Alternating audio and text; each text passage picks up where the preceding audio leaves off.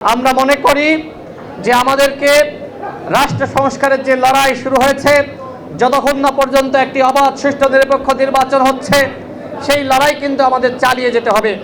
এরপরে যে দলই ক্ষমতায় আসুক না কেন, তার দায়িত্ব শুধুমাত্র ক্ষমতার স্বাদ গ্রহণ করা না, তার দায়িত্ব অনেক। আমরা যদি একটি নতুন রাষ্ট্র প্রতিষ্ঠা না করতে পারি, জাতীয় ঐক্য সংহতির ভিত্তিতে আমরা সরকার পরিচালনা না করতে পারি, তাহলে কিন্তু এই গণ অভ্যুত্থান ব্যর্থ হবে। আমরা চাই ডক্টর ইউনূসকে সহযোগিতা করতে। আজকে তিনি বলেছেন যে ডিসেম্বরে ইলেকশন হবে।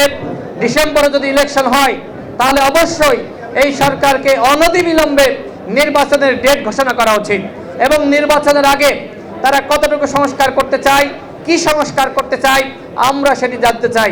সংস্কার ছাড়া যদি এই সরকার একটি নির্বাচন দিয়ে দেয়, সেই নির্বাচন কোনো দল মানবে না।